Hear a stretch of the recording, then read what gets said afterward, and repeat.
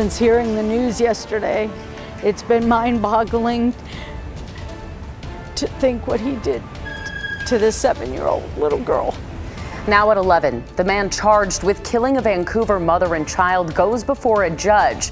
The new allegation leaving friends and advocates shocked and saddened.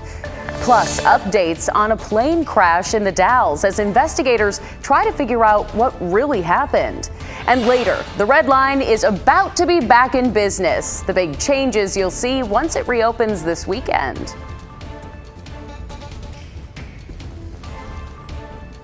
Tonight, the man suspected of killing Michelle Melendez and her daughter Layla Stewart in March now faces a disturbing new charge. Thanks for joining us. I'm Brittany Folkers. Alma McCarty starts us off with this update.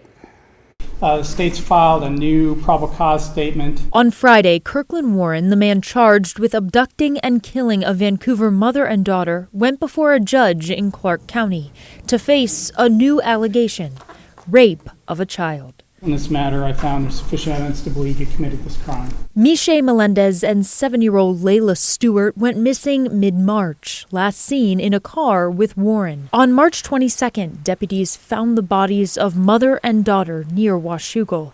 Investigators say both had been shot in the head. Prosecutors later charged Warren, already in jail at the time, for a parole violation with 2 counts of first-degree murder. Warren pled not guilty on both counts. Then test results of forensic evidence processed by the Washington State Patrol Crime Lab came back this week, leading to the additional charge. She's definitely broken. Outside the courthouse, friends and advocates of the family tell KGW they're shocked, saddened, and continuing to fight for justice. Since hearing the news yesterday, it's been mind-boggling to think what he did to this 7-year-old little girl. Now, as for the suspect, Kirkland Warren, he remains behind bars awaiting trial, which is set to begin in January. He also has a pending murder charge in Arkansas. Brittany? It's just disturbing. Thank you so much, Alma. Well, now let's get you caught up on tonight's other headlines. The man accused of shooting 2 people in downtown Portland, killing one, has pleaded not guilty. 46-year-old Jeffrey Hammond was indicted this morning in Multnomah County Court. He faces charges that include murder and assault. The shooting happened a little more than a week ago by the Moxie Hotel on Southwest Alder. It appears road rage was a factor. Police say Hammond had been blocking traffic when one of the victims confronted him. That's when they say Hammond started shooting, killing the other driver, and also shooting a bystander. That person survived.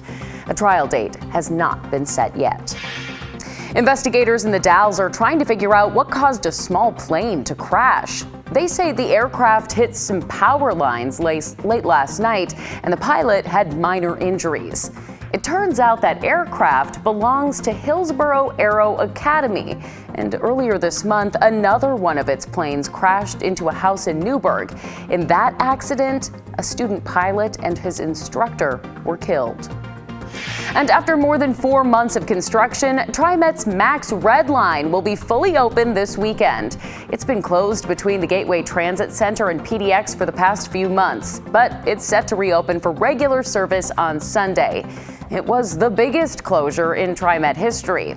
You may notice a few changes, too. The biggest is a second track on the way to PDX. This is part of the Better Red project to extend the line's west 10 stations. The entire project is scheduled to wrap up next summer.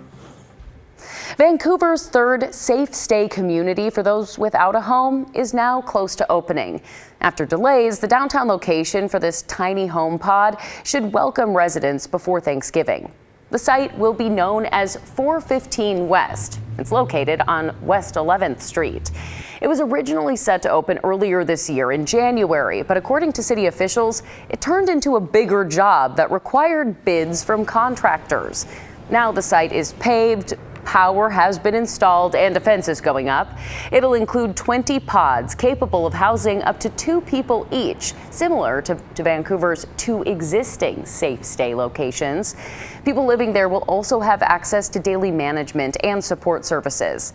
The site is located in a historic part of the city, which did draw some opposition from businesses and neighbors, but city officials hope that the community will see the benefits.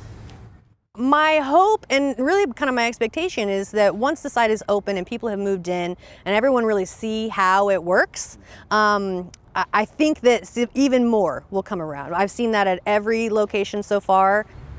November 20th or 21st is likely the move-in date, according to Vancouver officials.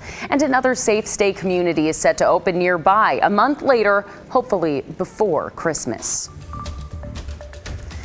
Let's turn now to the latest in the U.S. House and the struggle to elect a new speaker. Jim Jordan of Ohio is dropping out after he failed to secure enough support in a third vote. Jordan got 194 votes, 21 short of what he needed. That's also 5 fewer votes than what he received in the second vote earlier this week. The general consensus from a meeting of Republicans, it's time to move forward. And despite his own failed candidacy, Jordan emphasized a need to pick a new speaker quickly. There's been multiple rounds of votes for speaker before. We all know that. I just know that we need to get a speaker as soon as possible so we can get to work for the American people. This was all set in motion over 2 weeks ago when former Speaker Kevin McCarthy was ousted from the role. House Republicans say they plan to hold a closed-door meeting to pick a new nominee next week. And Oregon Representative Lori Chavez DeRemer is among the Republicans who voted against Jim Jordan. She cast her vote for Kevin McCarthy in rounds 1 and 2, and then today for acting Speaker Patrick McHenry. We talked with the Congresswoman this afternoon, who admitted while the process has been messy, she's confident it'll all work out.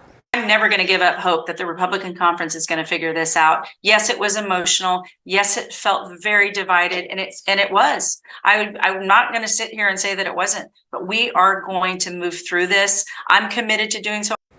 Oregon's other Republican Congressman, Cliff Bentz, cast his vote for Jim Jordan.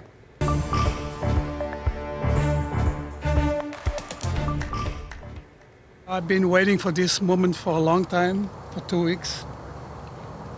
I haven't been sleeping for 2 weeks. Tonight I'm going to sleep good. We're hearing from the father and husband of the 2 American hostages released by Hamas today. Yuri Ronan says that he spoke with President Biden to confirm the safety of his wife, Judith, and their 17-year-old daughter, Natalie. They are now in Israel and are expected to come back to their home in Chicago next week. The release was first announced by Hamas military spokesperson, saying the group freed the 2 hostages for, quote, humanitarian reasons. That person also told NBC News that the group is willing to release all civilians if Israel stops its attacks. Meanwhile, in Gaza, funerals for Palestinian Christians after an Israeli airstrike hit a church, killing at least 16 civilians. We're living a nightmare, I'd say. I hope that this ends very soon. The church was home to more than 500 Muslims and Christians taking shelter from Israeli bombardments, according to Palestinian officials. Israel confirmed it attacked the Hamas command center near the church, adding the church itself was not their target. At least 1,400 people have been killed in Israel, and at least 3,700 have been killed in Gaza.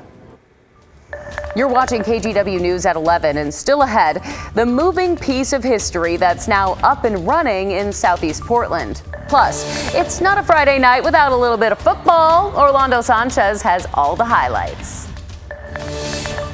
And it took a while for the clouds to burn off in Portland, but they did, and at the coast as well. And boy, what a highlight today was with the sunshine, right?